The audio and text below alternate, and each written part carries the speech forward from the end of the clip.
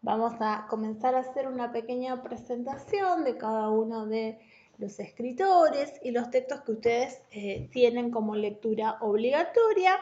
Vamos a empezar no con un orden cronológico, sino en el orden en que aparece en el proyecto de cátedra, que es totalmente aleatorio, no tiene ningún sentido. Y vamos a empezar con Ojos Azules de Pérez Reverte, ¿sí?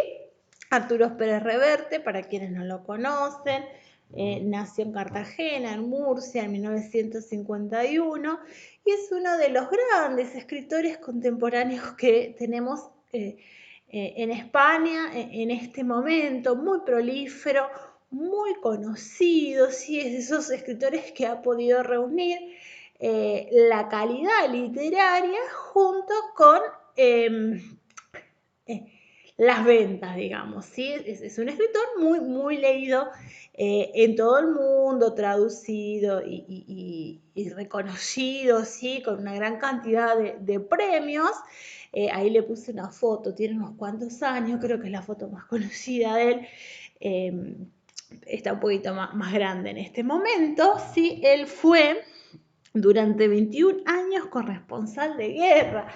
Le tocó en esa profesión cubrir guerras muy terribles, ver situaciones muy terribles, vivir situaciones terribles, y muchas de esas vivencias le han servido como una especie de materia prima para sus escritos. En algún momento se retiró muy cansado, muy agotado de todas las cosas terribles que había visto, y desde entonces se ha dedicado exclusivamente no, exclusivamente no, pero se ha dedicado profundamente a la literatura, aunque él ya compartía, ¿no?, la parte periodística con la literatura. Digo, no exclusivamente porque hasta el día de hoy es un cronista, escribe para el diario El País artículos que hoy en día pueden leer sobre cosas muy variadas, muchísimo sobre actualidad política. Es un escritor que habla de muchos temas diferentes, se mete con cuestiones políticas, pero también a veces con cuestiones lingüísticas. Por ejemplo, tiene una gran rivalidad con Francisco Rico, ¿sí? Con el crítico. Entonces muchas veces aparecen disputas en los periódicos de ellos dos sobre diferentes cuestiones sobre la lengua. Me acuerdo haber leído no hace tanto un texto sobre el lenguaje inclusivo muy interesante. O sea que, además de su obra literaria, tiene una obra periodística muy importante, una parte de siendo corresponsal de guerra para una cadena muy importante en su momento, y ahora escribiendo para diario diferentes artículos de opinión sobre diferentes temas. Me acuerdo también haber leído uno sobre la inmigración, que está azotando ahora en este momento, no sé si azotando es la palabra, pero que es una de las grandes problemáticas de Europa en este momento, la gran cantidad de inmigrantes, refugiados o como quieran llamarlos, que llegan ilegalmente a los países europeos, y que cada uno de los países ha tomado como diferentes medidas. Algunos han sido más humanos y más receptivos, y otros han cerrado las fronteras de una forma bastante terrible. Bueno, y él analiza esto también en artículos que son muy interesantes por las cosas que propone, digamos, porque es un periodista que le gusta mucho despertar polémica, siempre está generando polémica con lo que escribe, así que a quien le interese los puede consultar. Desde el 2003 integra la Real Academia Española, de ahí su enemistad. No sé si es enemistad o es rivalidad o qué es con Francisco Rico, que les contaba con anterioridad. Tiene una amplia producción literaria narrativa que abarca gran cantidad de temas, ¿no? Muy variados, muy distante, muy diferente una cosa de las otras, muy multifacético, digamos, en su escritura, así como lo es en sus textos periodísticos, también lo es en sus textos literarios. Y él lo dice en una entrevista, y perdón por lo poco académica de la expresión, pero lo cito textual. Él dice: escribo sobre lo que me sale de los cojones, o sea, lo que él tiene ganas de escribir en ese momento, agarra y escribe. Por eso es como que no podríamos decir, bueno, esta es la temática que mayormente aborda Pérez Reverte. Tiene cuentos, pero también tiene una gran cantidad de novelas muy extensas, que son precisamente las que le han dado la popularidad a él. Para que se den una idea de las temáticas, ¿sí? Trabaja diferentes temas, algunos, bueno, como les decía, tienen que ver con la guerra en diferentes lugares del mundo. De eso, por ejemplo, pueden leer, al que le guste, qué sé yo, Territorio Comanche, El pintor de batalla. Tiene novelas, no, perdón, no serían novelas, serían textos de no fiction, como por ejemplo, yo creo habérselos nombrados cuando trabajamos la ilustración en el neoclasicismo, como son Un día de cólera y Hombres buenos, ¿sí? Que son dos textos que rescatan. Un día de cólera rescata los sucesos del 2 de mayo de España, con las invasiones napoleónicas. Estoy casi segura que les he hablado de ese. Y Hombres buenos es una especie de metanovela donde aparece ficcionalizado él y otros miembros de la Real Academia, pero habla de cómo la enciclopedia ingresó a España cuando era ilegal que ingresara, ¿sí? Tiene otros textos de misterio, por ejemplo, que no se parecen nada a los anteriores, como es el Kuduma. Tiene una novela que me parece muy interesante de narcoliteratura, que se llama La Reina del Sur, que también surge a partir de un reportaje que le hace a esta mujer que era latinoamericana, que se va a España y desde allá hace un gran comercio con la droga, digamos, pero es un texto que es llamativo en España, digamos, porque la narcoliteratura por ahí es más propia, ¿no?, de América Latina. Después tiene sagas, sí, la saga más famosa, la saga que a él lo disparó, es una saga histórica que se llama El Capitán Alatriste. Son varios libros que tienen como hilo conductor a un mismo personaje, que es ese personaje, el Capitán Alatriste. Hermosas son esas obras. Pero después tiene otra saga que nada que ver con esa, que trabaja la Guerra Civil Española. Esa es una de las últimas cosas que he escrito, que son 3 libros, Falcó, Eva y Sabotaje, que son 3 novelas ya más breves, pero que abordan distintos momentos de la Guerra Civil Española. Tiene un libro muy interesante porque hace mención a la Argentina, que se llama El Tango de la Guardia Vieja. Cualquiera de esas novelas son novelas muy entretenidas para leerlas, digamos. Son las novelas que de pronto, no sé, yo leo en vacaciones, digamos, cuando uno está relajado y quiere despegarse de esas novelas complejas al estilo Marcé. Entonces uno lee este tipo de literatura, pero es una literatura de calidad, quiero decir, no es una literatura bestseller y nada más, ¿sí? Además de que muchos tienen investigaciones detrás, digamos, pero bueno, su texto es muy interesante. O sea, personalmente es un autor que me gusta mucho y que se los quería presentar porque es uno de los escritores más conocidos de este momento de España. Es más conocido por su novela, pero bueno, ya que no podíamos, por una cuestión de tiempo, leer sus novelas, me pareció que traerle un cuento maravilloso, como es este cuento que vamos a trabajar, porque es muy bello, era una forma de acercarlos a él.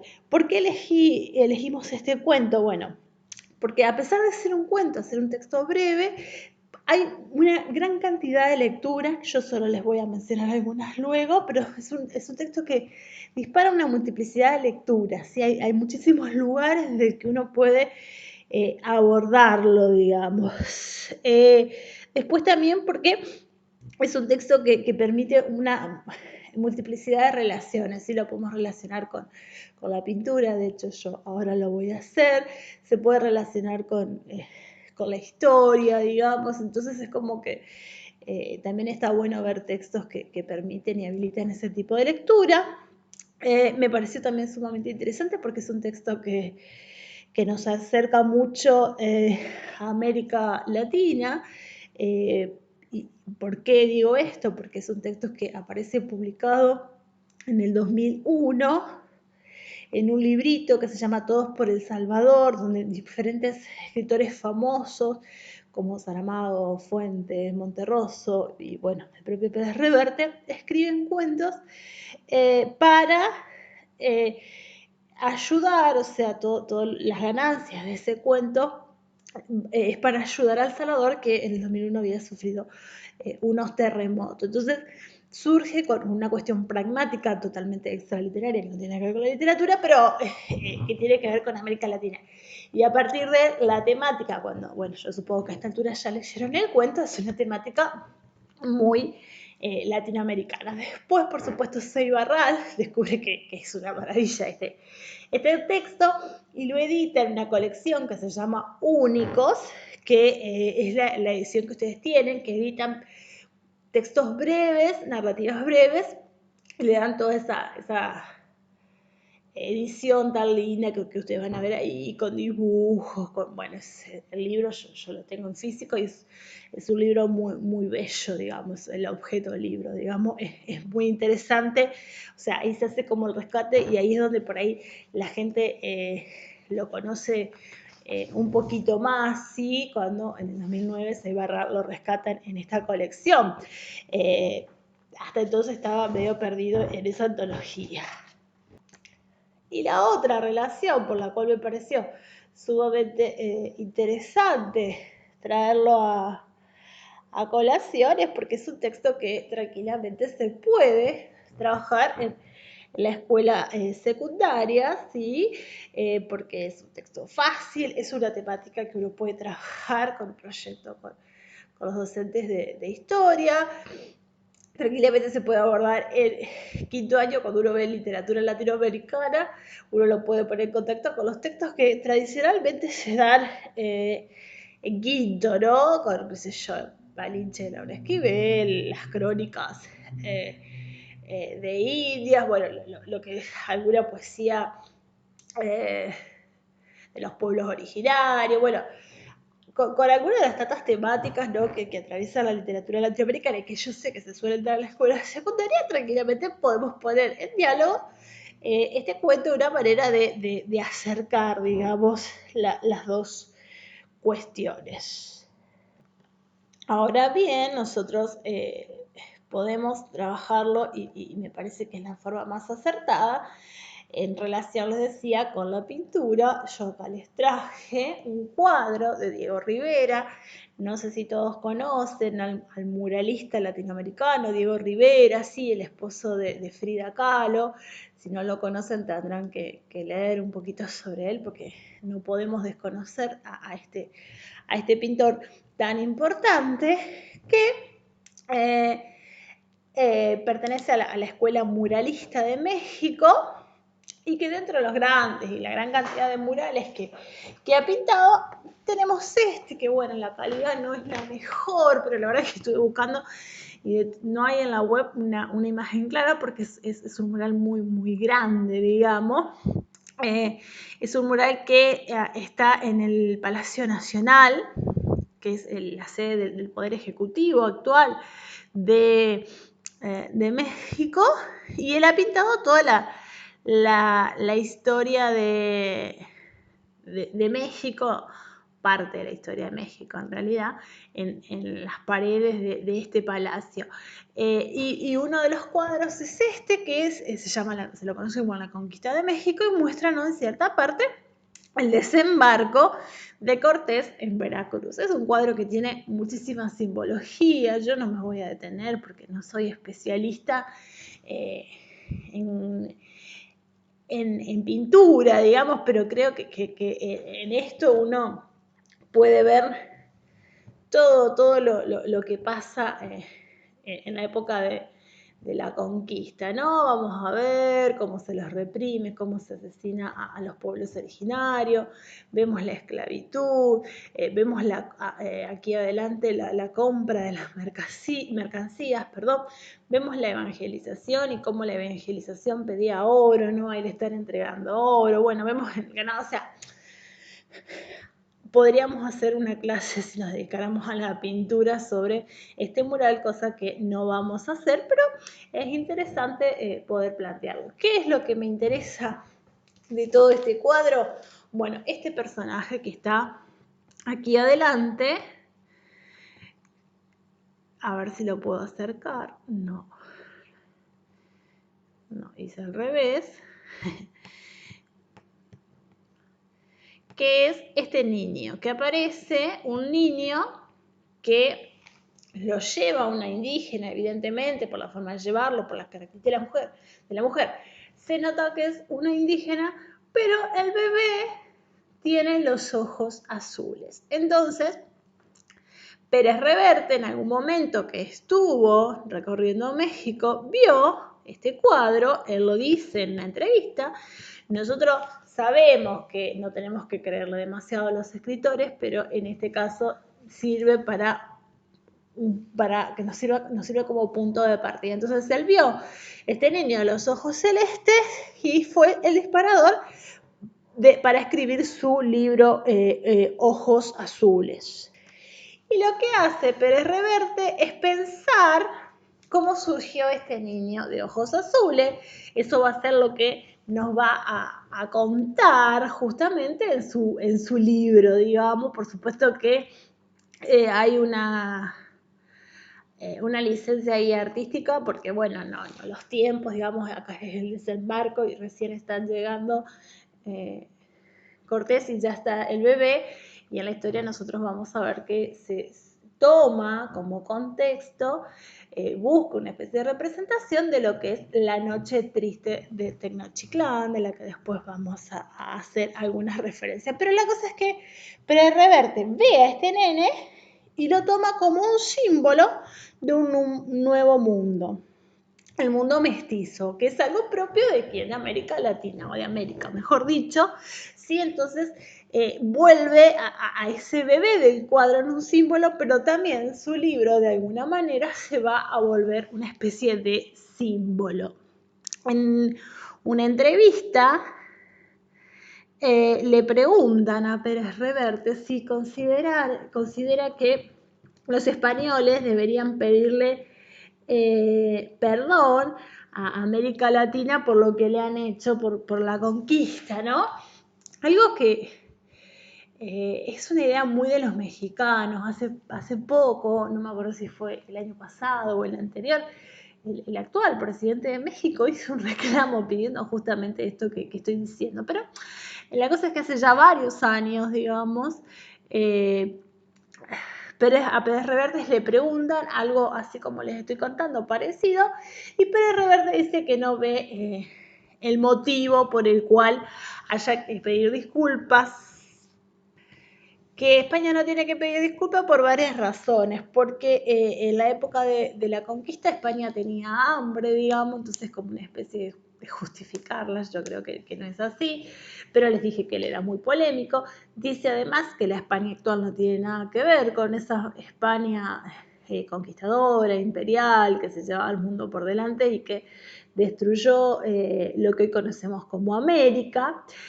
Y lo último que dice, que es interesante, es que le contesta al periodista, que entiendo es mexicano, le dice algo así como: de última que tendría que pedir disculpa serían ustedes, porque son sus antepasados los que se vinieron a España, perdón, a América, ¿sí? Mis antepasados, dice Pérez Reverte, se quedaron en España, ¿sí? Entonces, y justamente traigo a colación esto que él dice en una entrevista, porque lo que propone por ahí es una mirada de la conquista diferente a la que nosotros estamos acostumbrados a trabajar, y eso también es algo de lo rico que tiene este cuento. Como les decía hoy, hay muchas formas de abordar este texto. Una es relacionarlo con las crónicas de Indias, y de todas las crónicas de Indias que existen, se suele recomendar que se trabaje con historia verdadera de la conquista de Nueva España, de Bernard Díaz del Castillo. Sí, Bernard Díaz del Castillo era un soldado de Cortés, al que justamente Pérez Reverte menciona en el cuento. Y tiene mucha relación porque la historia está contada desde el punto de vista de un soldado común. O sea, Bernard Díaz del Castillo era un soldado común, no eran los que llevaron adelante las crónicas, no son las cartas de relación de Cortés donde Cortés escribe para justificar las matanzas que ha hecho, ¿sí? Acá es la visión desde un soldado común. Y lo mismo pasa con este cuento que está desde un punto de vista del soldado común. El cuento, les decía en el video anterior, está escrito en tercera persona, pero desde el lugar del soldado. O sea, nosotros nos identificamos con ese soldado que va a ver como el otro al indígena, ¿sí? Entonces, otro de los sustentos teóricos para poder trabajarlo es el libro de Todorov, o sea, trabajarlo desde la otra edad, ¿sí? Es una posibilidad. Bueno, yo no se los puse en esta oportunidad el texto de Todorov porque sé que es un texto que después se trabaja mucho en literatura latinoamericana, entonces se lo dejo para ellas, pero bueno, si a alguien le interesa ese cuento puede verlo por ahí. Yo solo les puse como sustento teórico una ponencia de María Estela donde ella, entre otros sustentos teóricos, toma justamente el texto de Todorov. También se puede pensar, ¿no?, desde la memoria histórica, esta memoria histórica que intenta revisar lo que ha pasado en toda nuestra historia, ¿sí? El cuento se transcurre en una sola noche, ¿sí? En una sola noche, que es la noche conocida como la noche triste. ¿Qué es lo que había pasado? Bueno, el cuento igual les da un montón de pistas y un montón de información de ese contexto extraliterario al que refiere, que es la noche triste, pero es una noche en que los indígenas recuperan su ciudad sagrada, recuperan Tenochtitlán.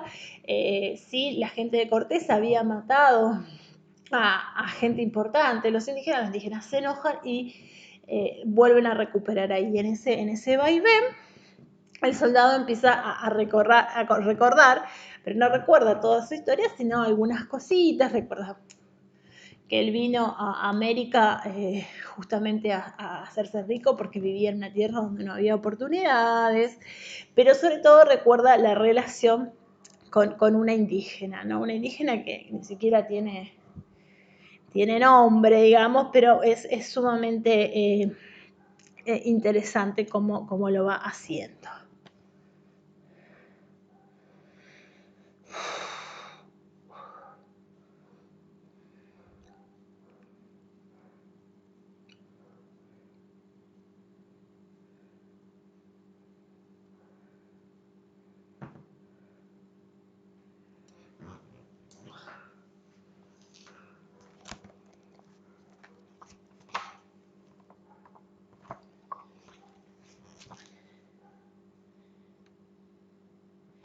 Es muy interesante el lenguaje coloquial que va a utilizar Pérez Reverte en este texto, un lenguaje muy actual que a uno de pronto le choca un poco con la historia, ¿no?, que está contando, y ese lenguaje coloquial que hace que sea un cuento que pareciera por momentos que hasta nos están contando, digamos. Hay un montón de lecturas posibles de este texto, como les he mostrado. Sí, yo solamente le tiré algunos hilitos para que ustedes vean. Es evidente, digamos, cómo Pérez Reverte está dialogando con la historia, pero también está dialogando con la literatura que se ha escrito sobre eso. Entonces, además de estas crónicas a las que le hacía referencia, aparece Marina. Sí, Marina es la Malinche, ¿no? Supongo que conocen la historia de aquella mujer que hizo de traductora de Cortés y que pasó a la historia como la gran traidora, y de la que se han escrito muchísimos textos, novelas y cuentos muy, muy interesantes. Bueno, no quiero adelantarle demasiado del cuento por si alguno no lo leyó, pero no tiene ninguna complejidad ni nada que haga falta explicar más que lo que yo ya les he comentado. Así que nos vemos en el próximo video para analizar los otros cuentos.